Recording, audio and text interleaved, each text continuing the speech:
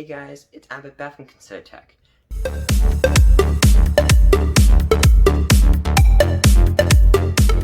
It's been a while, but I'm back. I'm gonna make a couple videos. This is my new set. I moved once again, but hopefully this one will stay a little bit longer than my other ones. But today we'll be checking out the Akaso Brave 4K. So this is kind of like a cheap option to the GoPro kind of setup. And so GoPros, especially the Hero 8s, I believe they're out right now, go about $400 to $500. The correct price will be on screen right now. But this one's about $110, and well, I guess I'm reviewing it, so I'll tell you how it performs. Well, let's see what's in the box.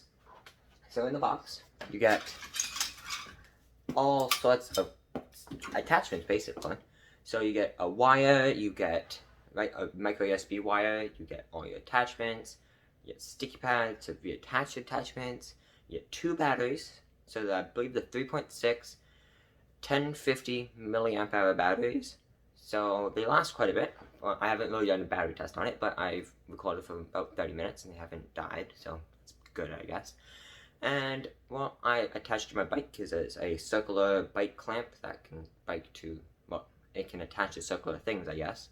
And I attached it to my bike, and it is not great. I mean, the GoPro is pretty amazing. That's like every basically good mountain bike uses the GoPro, and so there's amazing stabilization GoPros and all that, and that is not like it on this one. So as you can see, the stabilization, especially when I go bumps, is not great, and the microphone is not good.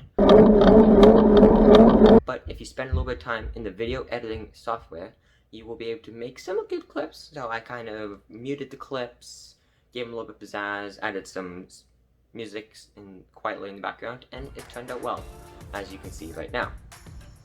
Other than that, I mean, it is, in some aspects, it is worth $100. Like, if you're doing less bumpy stuff, you can attach it to your RC car, which I did.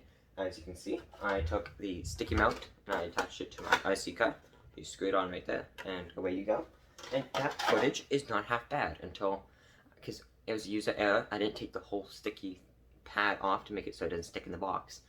And it kind of fell off when I hit a bump, but that's user error, and once you get it on properly, it sticks perfectly fine. And the image quality and the video quality is actually pretty damn good. I mean, like, I forgot to put sound on, but everything else in the video is perfectly fine.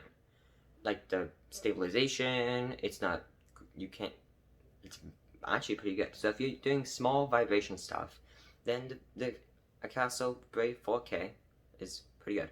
Now let's talk about that 4K. So it can record in 4K 20 frames per second. It can also do 1080p in both 30 frames and 60 frames, 720, and I believe it can do is 480. The best setting I found it in was 1080 60 frames per second, first of all, because you get more frames per second, which makes a smoother clip. And I find when the 4K, things get a little blurry. I'm not sure because they're overdriving the sensor on the camera, or maybe it's just not ready for it, I don't know.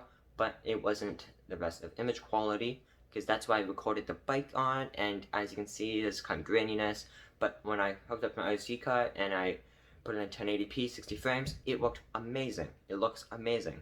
So, I mean, it's a mixed bag. What are you using it for? Don't use it for mountain biking. Don't use it for, like, running. If you're running, that'd be very bad.